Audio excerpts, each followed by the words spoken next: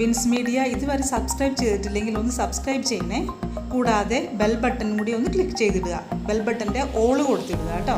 ഓള് click ചെയ്ത് കഴിഞ്ഞാൽ നമ്മളിടുന്ന videos അപ്പോൾ തന്നെ നിങ്ങൾക്ക് നോട്ടിഫിക്കേഷൻ കിട്ടുന്നതായിരിക്കും.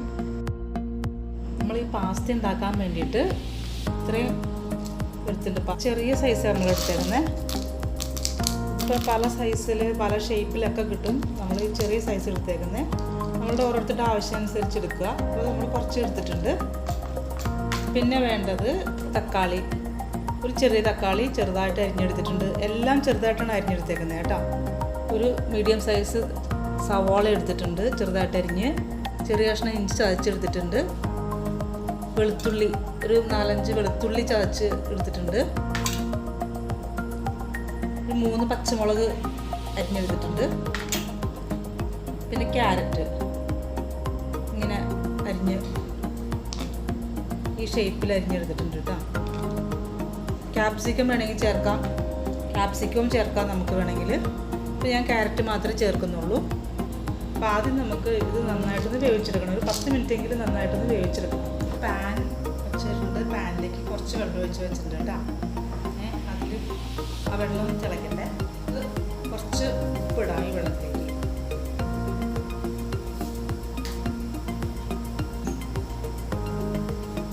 ഓയിലുണ്ടി ഒഴിക്കാം കേട്ടോ. സൺഫ്ലവർ ഓയിൽ ഒഴിക്കുന്നത്, വെജിറ്റബിൾ ഓയിൽ ഏതെങ്കിലും ഒഴിക്കാം.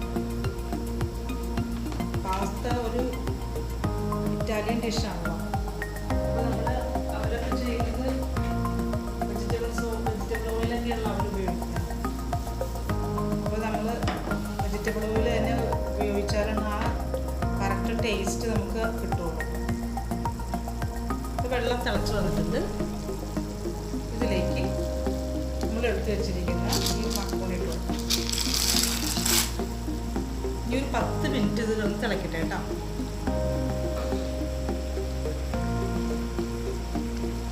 അപ്പോൾ ഈ ഓയിൽ ഒഴിക്കുമ്പോൾ എന്താണെന്ന് വെച്ചാൽ ഇത് പൊട്ടി പിടിക്കാണ്ട് സെപ്പറേറ്റ് ആയിട്ട് കിട്ടും. അല്ലെങ്കിൽ നമ്മളിത് കുക്ക് ചെയ്യുന്ന സമയത്ത് കറി വെച്ച് വന്ന് വരുമ്പോഴേക്കും ഇത് മൊത്തം ഒട്ടി പിടിച്ചിരിക്കും.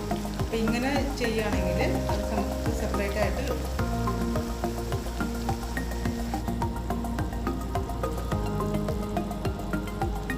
ഇത് 10 മിനിറ്റോളം ആയിട്ടുണ്ട്. നമുക്ക് എന്തോന്ന് നോക്കാം കേട്ടോ. അത് വെന്തിട്ടുണ്ട്. നമുക്ക് ഇനി ഒരു സ്റ്റെയിനറിലേക്ക് മാറ്റാം.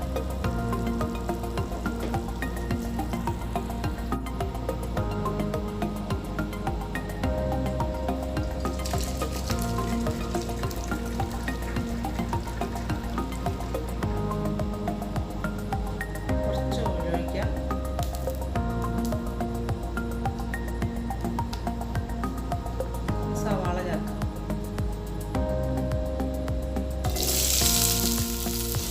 കുറച്ച് ഉപ്പിടാം കേട്ടോ.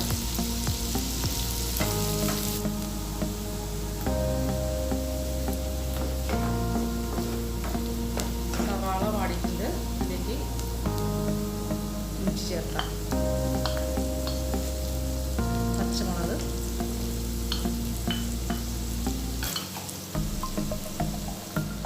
വെളുത്തുള്ളി നന്നായിട്ടൊന്ന് മിക്സ് ചെയ്യാം കേട്ടോ. ഇത് മൂന്നും അതിൻ്റെ പച്ചമുളകൊക്കെ പോയി നല്ലത് വാടി വരാൻ വേണ്ടിയിട്ട് വാടി വരുന്ന വരെ നമുക്കൊന്ന് നന്നായിട്ട് മിക്സ് ചെയ്യാം.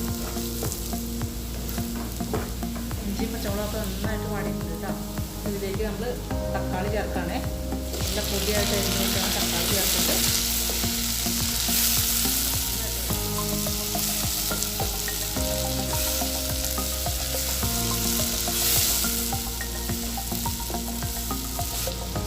ക്യാരറ്റും കൂടി ചേർക്കാം. നമുക്ക് ഈ സമയത്ത് ക്യാരറ്റും കൂടി ചേർത്ത് നന്നായിട്ടൊന്ന് വഴറ്റിയെടുക്കാം. ക്യാപ്സിക്കം, ക്യാബേജ് എല്ലാം ചേർക്കാം. നമുക്ക് വെജിറ്റബിൾസ് എല്ലാം ചേർക്കാം. വെജിറ്റേറിയൻസിന് വേണ്ടിയിട്ട് ചെയ്യുമ്പോൾ വെജിറ്റബിൾസ് ഇഷ്ടമുള്ള വെജിറ്റബിൾസൊക്കെ ചേർക്കാം. പിന്നെ ചിക്കൻ ചേർക്കാം. ഇതായിട്ട് നോൺ വെജായിട്ട് നമുക്ക് ഈ പാസ്ത തയ്യാറാക്കാൻ പറ്റും. ക്യാരറ്റിനും തക്കാളിക്കും കൂടി ആവശ്യമായ കുറച്ചും കൂടി ഉപ്പ് ചേർക്കാം കേട്ടോ. നേരത്തെ നമ്മൾ സവാള വാടാൻ വേണ്ടിയിട്ടാണ് ഉപ്പ്. ക്യാരറ്റ് ഇപ്പോൾ വാടി വന്നിട്ടുണ്ട്. നമുക്കിതിലേക്ക് പൊടികൾ ചേർക്കാം. 1 ടീസ്പൂൺ എരിവുള്ള മുളക് പൊടിയുടെ 1/2 ഗരം മസാല. പൊടികളായിട്ട് ഇത് 2 മാത്രം ചേർക്കുന്നുണ്ട്. ഇത് മിക്സ് ചെയ്ത ശേഷം നമുക്ക് സോസുകൾ ചേർക്കാം.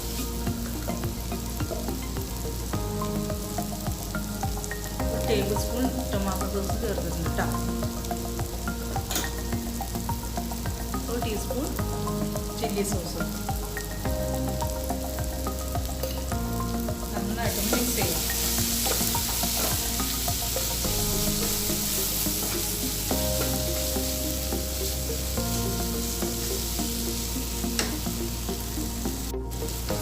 സോസൊക്കെ ചേർത്ത് നല്ല പാകത്തിനായിട്ടുണ്ട്. നമുക്ക് ഇതിലേക്ക് നമ്മൾ ഡ്രെയിൻ ചെയ്ത് വെച്ചിരിക്കുന്ന പാസ്ത ചേർക്കാം.